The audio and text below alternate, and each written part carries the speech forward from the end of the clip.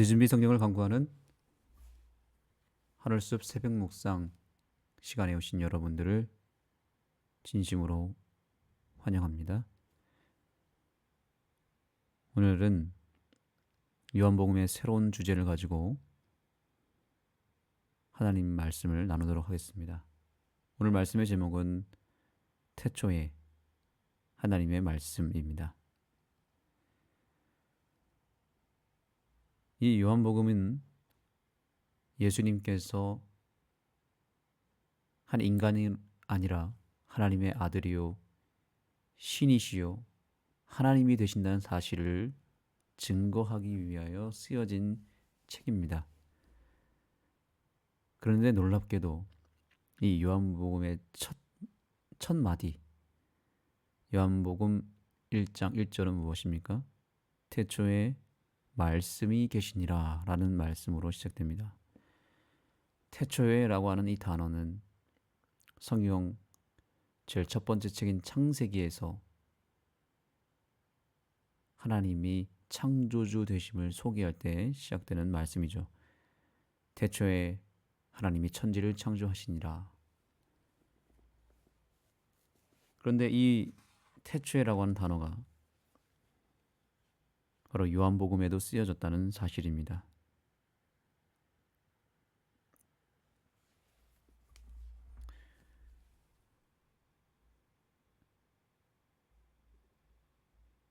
교훈의 말씀을 보시겠습니다. 말씀이신 예수님은 태초부터 영원한 존재로서 아버지 하나님과 함께 계셨다.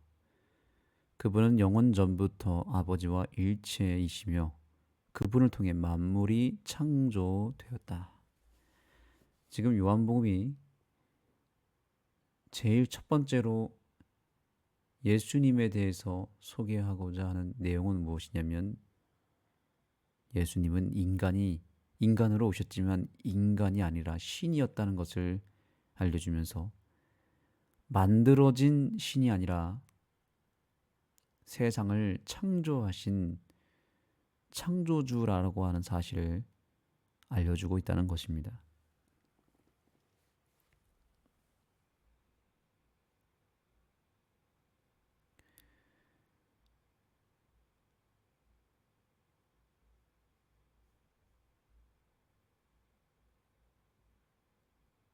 요한은 먼저 여기서 태초에라고 하는 이 단어를 쓰는데 말씀드린 대로 창세기 1장 1절에 나타난 이 단어죠. 그래서 이 말씀이라고 하는 존재가 세계가 시작되기 전에 이미 존재했다라는 것입니다. 그래서 요한은 예수님의 영원한 존재성을 드러낸 것입니다.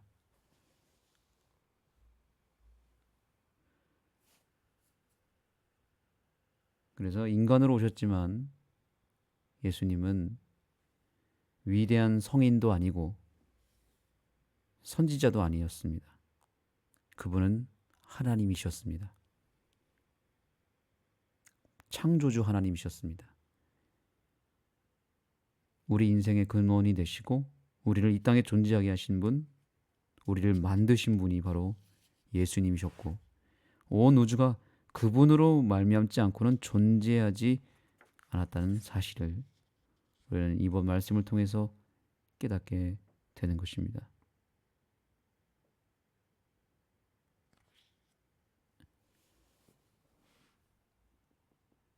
자, 여기 이 말씀도 굉장히 중요합니다. 창조주신데 어떻게 존재하고 계시는가? 창조라는 것은 그분의 사역에 대한 얘기죠. 그분이 어떤 일을 하셨는지를 설명했다면 태초에 말씀이 계시니라 말씀이라는 단어가 또한 등장합니다. 오늘의 두 번째 중요한 단어는 말씀입니다. 말씀이 하나님과 함께 계셨다. 이것은 그분의 존재에 대한 부분입니다. 존재가 어떤 형태로 어떤 모습으로 하고 계시는지에 대한 내용이죠. 요한복음 1장 18절 본래 하나님을 본 사람은 없으되 아버지 품속에 있는 독생하신 하나님이 나타내셨느니라. 이 말씀이라고 하는 하나님이 아버지 품에 있었다고 말합니다. 이 말씀이 무엇을 의미하는지를 알아야 됩니다.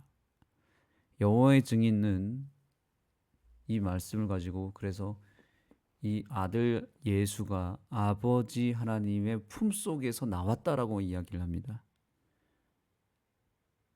그래서 신이긴 한데 신은 신인데 아버지 하나님이 먼저고 그 아버지 하나님으로부터 어느 순간에 파생되었다, 태어났다는 것입니다. 그런데 이 말씀은 아버지 품속에 있다라고 하는 이 말씀의 의미는 그런 의미가 아닙니다. 여기 저자가 이렇게 말합니다. 이 말씀이 정확하게 무엇을 의미하는지 인간의 생각으로는 다 알 수 없지만 한 가지는 확실하다. 예수님과 아버지는 매우 친밀하시다라는 뜻이다라는 것이죠. 친밀하다. 이 뜻이 더 정확한 것입니다. 품속에서 나온 것이 아니라 품속에 계신 것인데, 이것은 마치 예수님께서 나는 생명나무라 너희는 가지요, 나는 나무고 너희는 가지라 이렇게 얘기하잖아요. 내가 너희 안에, 너희가 내 안에 거해야 된다 이런 얘기를 하잖아요. 안에 거한다. 이 말의 의미는 연결되어야 된다는 뜻입니다. 이게 친밀한 것을 넘어서 너희는 가지고 내가 나무기 때문에 나와 연결되지 않으면 너희들은 생명을 공급받을 수 없어 라는 뜻이잖아요. 그것은 하나님과 우리가 한 몸을 이루어야 되고 예수님과 하나로 연결되어야 된다는 의미, 즉 이것은 관계에 대한 부분을 말하는 것입니다. 그래서 예수님이 아버지 하나님의 품속에 거했다는 말은 그분과 연결되어 있다는 뜻입니다. 그분과 뗄래야 뗄 수 없는 관계라는 뜻입니다. 자, 이어서 요한은 이 말씀은 곧 하나님이시니라고 기록합니다. 그런데 어떻게 말씀이 하나님과 함께 있으면서 동시에 하나님이 될 수 있는가라고 질문을 던집니다. 이 내용도 상당히 중요한 내용인데요. 헬라어에서 그 답을 찾을 수 있다. 여기서부터 여러분들이 밑줄을 그으시면 좋겠습니다. 헬라어에서 그 답을 찾을 수 있다.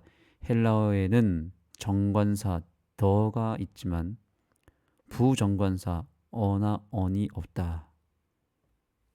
그러니까 이 영어 문법과 좀 관련된 건데 헬라어도 똑같습니다. 영어랑 똑같거든요. 이 정관사라고 하는 더, 이 더가 있으면 달라집니다. 정관사 더가 정확한 대상이나 사람을 가리킨다는 것을 기억하자라고 되어 있어요. 그래서 이 말씀이 하나님과 계셨다라는 구절에서 하나님이라는 용어에는 정관사가 있으므로 이는 특정한 존재, 즉 아버지 하나님을 가리킨다. 말씀인 예수께서는 아버지와 함께 계셨다. 그리고 이 말씀은 곧 하나님이시니라 라는 구절에서 하나님이라는 용어에서는 관사가 없으므로 이 구분은 그분의 신성한 특성을 설명하는 것이다. 그것은 예수님은 아버지 하나님이 아니지만 여전히 신성의 두 번째 위격이며 신성한 아들 하나님이심을 의미한다. 참 상당히 어렵게 지금 설명하고 있는 것 같은데 간단하게 말씀드리면 이것입니다. 지금 이것은 삼위일체를 말하는 것입니다. 예수님은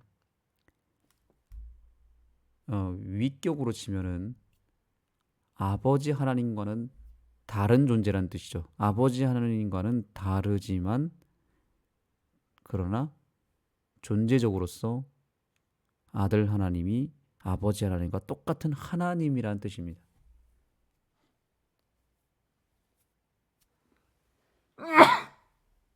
똑같은 하나님이라는 뜻이죠. 그러나 부부가 일심동체이듯이 삼위 하나님이 또한 삼위일체,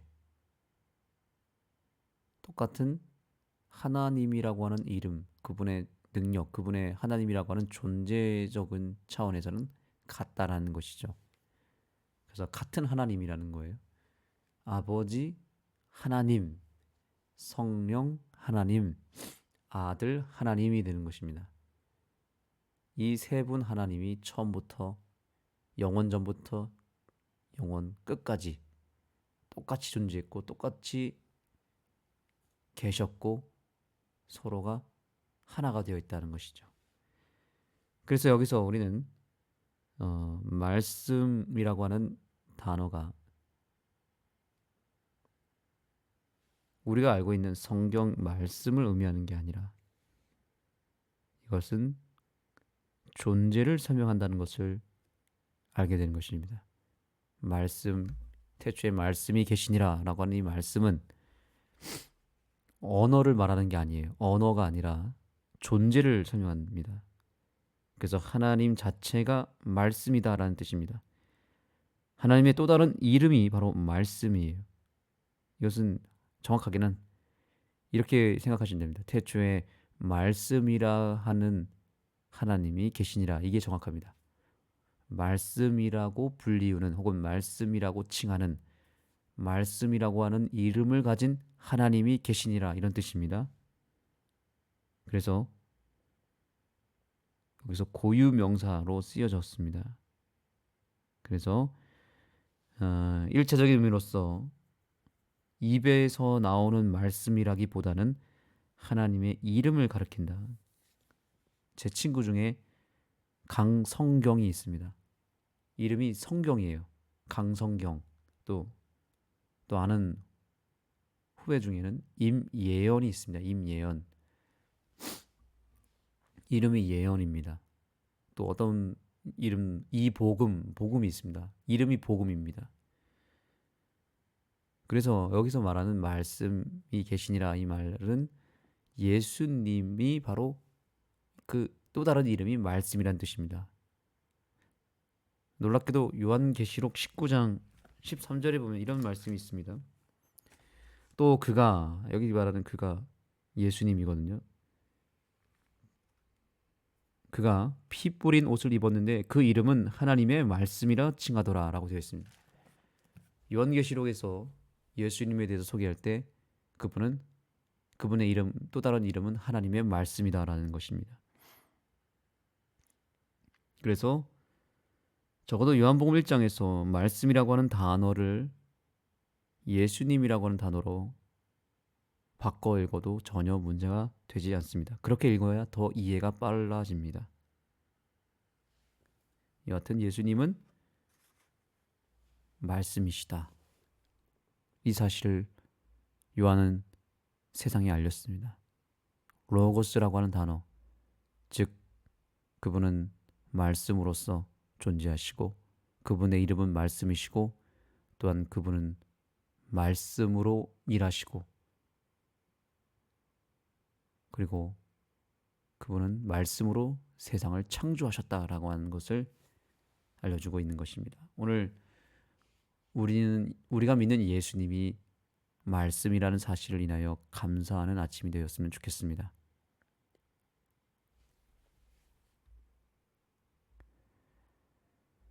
오늘날 우리는 예수님을 보지 못하는 시대를 살아가고 있습니다. 그러나 왜 예수님이 오늘날 우리 눈에 나타나지 않을까? 예수님이 나타나시면 참 좋으련만 왜 나타나시지 않을까? 우리가 이렇게 때때로 답답하고 아쉬워할 때가 있지 않습니까? 그런데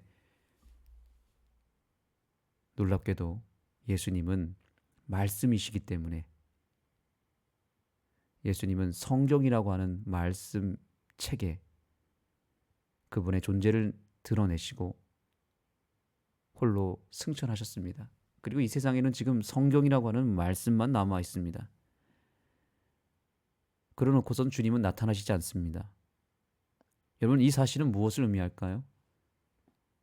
우리가 오늘 듣고 있는 이 말씀, 우리가 붙잡고 있는 이 성경 말씀이 예수님 그 자체라는 것을 우리에게 알려주고 계시는 것입니다. 그리고 이 종이로 쓰여져 있는 이 성경 말씀으로도 충분히 하나님의 존재를 드러낼 수 있고 그분의 능력을 나타낼 수 있기 때문에 이 말씀으로 충분하기 때문에 예수님이 굳이 이 땅에 현재 계시지 않더라도 전혀 문제가 되지 않는다는 것을 우리에게 알려주고 있는 것입니다. 성경은 예수님 그 자체입니다. 우리가 성경을 멀리한다면 예수님을 멀리하는 것이고요. 성경을 가까이 한다면 오늘 우리는 주님을 가까이 만나게 될 것입니다. 이 성경을 대하는 태도가 곧 예수님을 대하는 태도라는 사실을 잊지 마시기 바랍니다. 왜냐하면 예수님은 말씀이시고 그 말씀이신 하나님이 오늘날 성경을 통해서 우리에게 나타나고 계시기 때문에 그런 것입니다. 예전에 삼육학교에서 졸업식이 되면 안타까운 장면을 제가 보았습니다. 이 믿지 않는 학생들이 그들이 선물로 받았던 성경책을 다 쓰레기통에 버리고 세상으로 떠나는 모습을 봤습니다.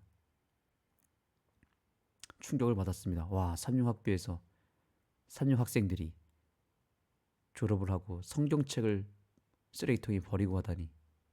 물론 교인이 아니었겠지만 그럼에도 불구하고 저는 충격을 받았습니다. 성경을 쓰레기통에 버렸다는 것은 하나님을 버렸다는 뜻이죠. 우리는 오늘날 성경 말씀을 어떻게 대하고 있습니까? 우리가 성경 말씀을 대하는 그 태도가 곧 예수님께 대하여 하고 있는 것임을 기억했으면 좋겠습니다. 우리는 성경을 사랑해야 됩니다. 성경을 사랑해야 예수님을 사랑하는 것이고 성경을 가까이 하고 성경을 목숨처럼 여기며 사랑하며 성경을 읽을 때에 성령이 우리 안에 들어올 때에 예수님이 우리 안에 들어오게 되는 것입니다. 우리는 이 성경을 다시 한번 진지하게 사랑하고 그 성경을 통해서 예수님을 만나는 그 신앙으로 다시 한번 거듭나야 되는 것입니다. 오늘 이 새벽에 하루를 시작하면서 하나님 말씀을 붙잡은 우리들의 삶은 삶의 우선순위가 하나님에게 있다는 것을 온 세상 앞에 알리는 것이 되는 것입니다. 부디 이 성경을 더 사랑하고 성경을 더 가까이 하는 한 주일을 보내게 되기를 소망합니다. 그리고 이 말씀을 성경 한 말씀 한 말씀이 곧 예수님의 몸, 그분의 살, 그분의 피가 된다는 것을 기억하며 한 말씀 한 단어 하나하나를 대할 때에 정말 믿음으로 대하게 되기를 소망하고 오늘 주신 말씀을 정말 우리의 마음속 깊이 이것을 집어넣는 시간들이 되어서 정말 예수님을 영접한다는 것이 곧 이 말씀을 영접한다는 것으로 받아들이고 성경에 대하여 우리의 태도가 확실하게 달라지는 이 하루가 되기를 소망합니다. 그래서 말씀이 우리의 삶의 육신으로 성육신이 되어서 이 말씀이 내 입술로 내 마음으로 내 몸으로 들어가고 그래서 내 삶에서 하나님의 말씀이 흘러나가므로 우리가 예수님의 품에 거하고 그분과 더 가까워지는 이 하루 또한 한 주일이 되기를 간절히 소망합니다. 기도하시겠습니다. 하나님, 우리가 믿는 예수라고 하는 존재가 비록 이 땅에 인간으로 오셨지만 인간이 아니요 성육신화된 하나님이셨음을 믿게 하여 주옵소서. 우리를 창조하셨고 또한 창조주 되시는 그 예수님께서 말씀으로 존재하신다는 사실을 기억할 때 오늘 우리 곁에 있는 이 성경 말씀을 더 이상 무가치하게 여기는 일이 없게 하여 주시고 이 성경을 멀리하는 일이 없게 해 주시고 이 성경을 무시하거나 짓밟거나 이 성경을 터부시하는 일이 없게 하여 주옵소서. 그동안 이 성경을 우리가 너무 잘못된 자세와 태도로 대했다면 용서하여 주시고 이제 이 성경이 곧 예수님이요 이 성경이 곧 말씀이신 하나님이심을 기억하고 죽게 하듯 이 성경 말씀을 대하게 하여 주옵소서. 이 성경이 단순히 책이 아니요 종이자리가 아니라 하나님이었다는 사실을 온 세상에 알릴 수 있는 말씀의 백성, 말씀의 사람이 되게 하여 주옵소서. 예수님의 이름으로 간절히 기도드립니다. 아멘. 이제 개인적으로 기도하는 시간을 갖겠습니다. 말씀으로 찾아오신 예수님, 우리 곁에 계신 이 말씀이신 예수님을 내가 가까이 하고 그분과 동행하겠다는 결심이 우리의 기도 가운데 있게 되기를 소망합니다.